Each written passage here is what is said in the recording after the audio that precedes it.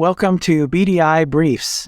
This is another installment of what we're working to make a monthly series where we take a brief look at important issues about the emotional side of diabetes.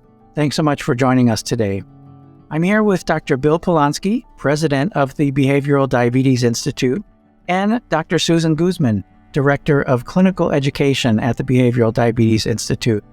Both are world-renowned diabetes psychologists, and as always, two of my favorite people to talk with. My name is Scott Johnson. I've lived with diabetes for a bit over 40 years and have been active in the diabetes social media space for a while as well. With introductions out of the way, Bill, what are we talking about today? Well, I want to talk about some good news. One of the things that I enjoy doing most with these opportunities is to really scour the literature and to look at what are people writing about from all over the world? What are the scientific publications that really are telling us good things that oftentimes in our busy lives you don't get to hear about? And it all has to do with the concerns that so many people with diabetes have, having to do with fear of hypoglycemia. And what we know is that for many people listening or watching, and I know, Scott, this has been true for you, if you've had diabetes long enough, whether you have type 1 diabetes, if you've had type 2 diabetes, especially if you have type 2 diabetes and you're taking insulin, odds are pretty good you've gone through times when you are concerned and worried about the possibility that you could go really low and embarrass yourself, perhaps put yourself in danger, etc. In fact, we know worries and fears about hypoglycemia are the number one reason why everyone doesn't have perfect blood sugars.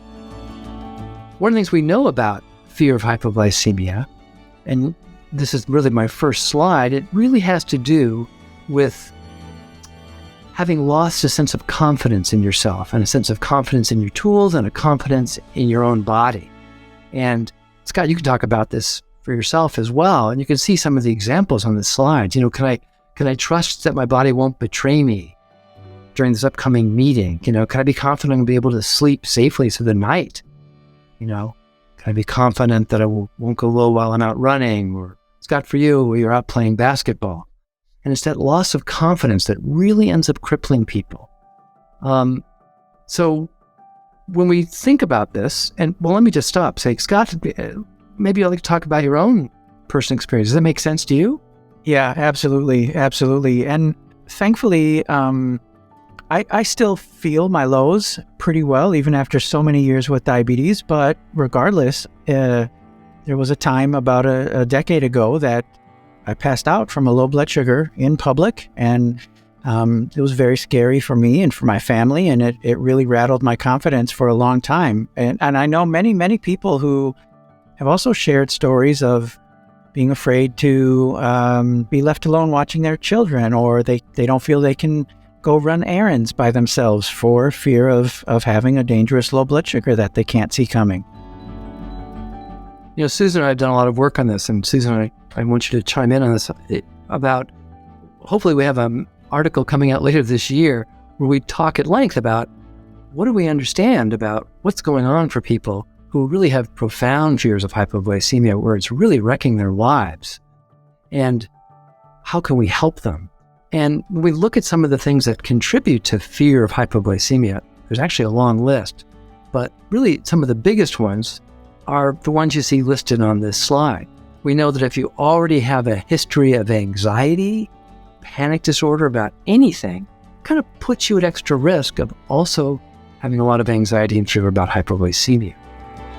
We also know that if you've had severe episodes in the past, just like you've described, Scott, you don't have to have a lot. Just one bad episode can be enough to really almost be like a post-traumatic stress disorder. And also we know there's a problem with what we call impaired awareness of hypoglycemia. Bottom line is, if you're not having those old warning signs that you're going low, that also is a big concern. Susan, you want to say anything else about that?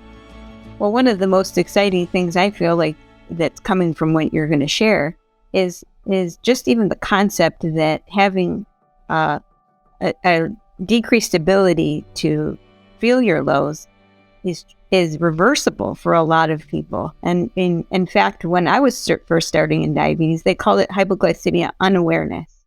And now the name has changed, and I know Bill's going to talk more about that we don't say unawareness anymore because there's a lot of hope for that problem.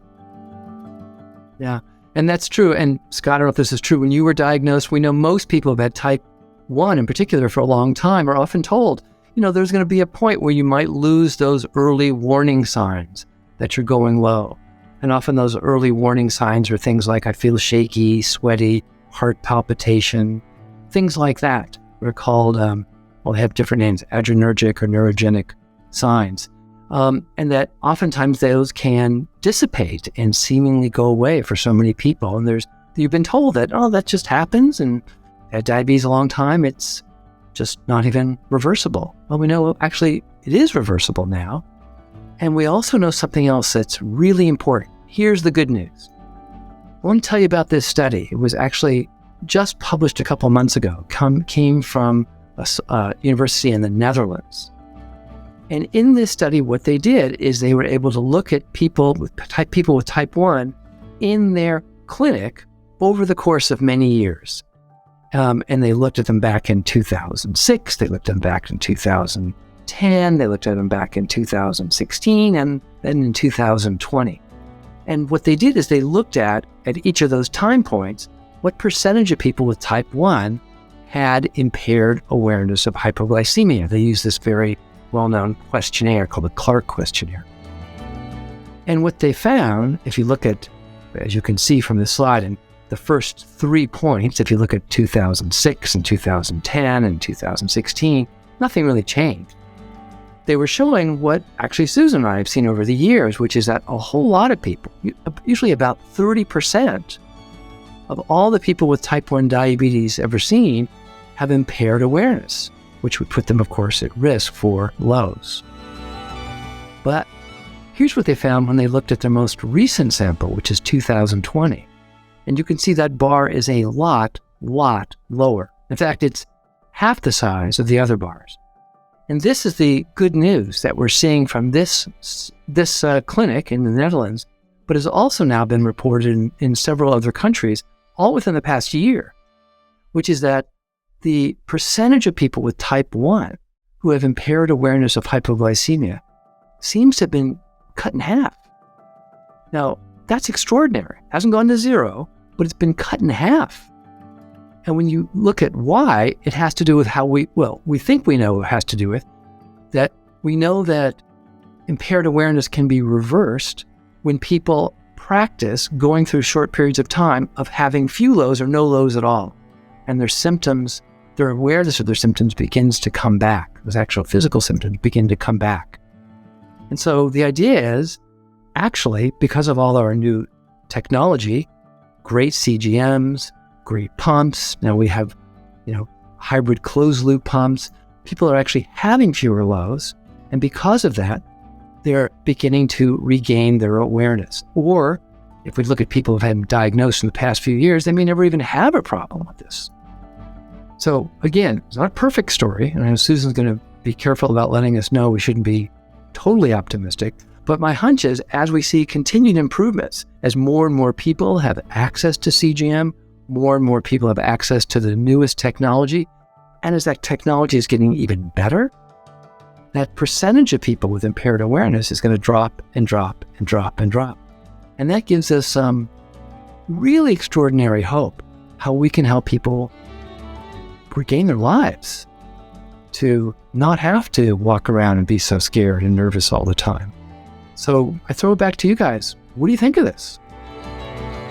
Well, I definitely agree that one of the biggest things that I've noticed since starting on some of these new technologies, so CGM and any of the automated insulin delivery tools that are available, I have fewer lows, and the lows that I have are more mild and easier to treat and deal with. So it's easy to see that my body gets used to not being low, and therefore I feel the symptoms very early, and it's a welcome change. I love that about these systems.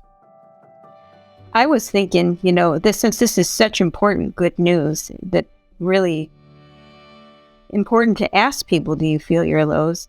What's your experience, Scott? Are you asked in your clinical setting whether you feel your lows? Because if you don't, there's good news, right? And maybe people aren't hearing that news. Yeah, that's a great question. And yeah, I see my endocrinologist 2 or 3 times a year, as well as I was just in for my annual physical, and both my endocrinologist asks about lows, which I expect that. He's my diabetes specialist. But my general physician also asked about low blood sugars, and I thought that was pretty nice as well. That's a good point. So for those of you who have type 1 diabetes or you have type 2 diabetes and you're taking insulin and you're really worried about lows and you're having trouble feeling your lows, you should make sure this comes up next time you see your primary care provider or your diabetes specialist. They don't ask you, you should volunteer it. If you're having trouble feeling your lows and you're concerned about it, bring it up. And by the way, if your provider, they're busy, they may have to know lots of things. They may not be reading all the literature. If they say, well, I'm sorry you're having trouble feeling lows, that just happens to people. Not much you can do about it. You could say, excuse me, have you read the recent publication by Ali 2023, recently published in Diabetic Medicine? Actually, I think that was in Diabetic Medicine. Yes, it was. So again, we want to help busy providers that can't read everything to know that there's this, we love to say this at the BDI, these messages of hope that things are changing and we want everyone to know and to take advantage of these things. Yeah, I think when we kind of step back and we start to think about takeaways, right? One big message that I get from this is there is hope that impaired, what's the new name? I'm used to the old name. Impaired awareness of hypoglycemia. That impaired awareness of hypoglycemia is reversible, that things can be better if that's something that you struggle with. And there are tools and support and education available for you. What else might you two add to that? I would just add what we just said is that, and if you haven't been asked, make sure you bring it up with your doctor if you're a person with diabetes. And if you're a clinician watching, it just is one of those things that you can do a lot about. So it's important to address it. And again, we want to be careful about a couple of things. Number one, we're seeing this improvement. Again, we haven't taken it from 30% to 0. So it's not like things are perfect, but we're seeing things moving in the right direction. And there are other things that can contribute to why people are having trouble feeling their lows. But again, it's by bringing it up, this is something you can talk about with your physician and look at how other medications you may be taking which contribute to impaired awareness, etc. All things that can be addressed and changed. So we know that many, if not most people, can really do better. So if we can help people improve their quality of lives just by addressing this one issue, it's pretty great.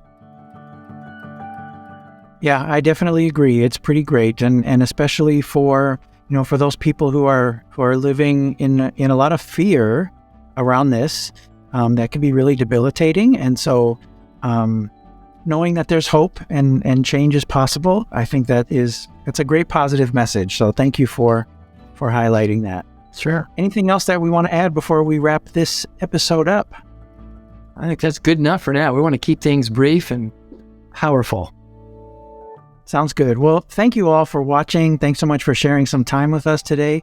Please let us know if you have any questions or want us to take a look at anything in particular. Leave us some feedback and we will do our best to do that. And until next time, stay well.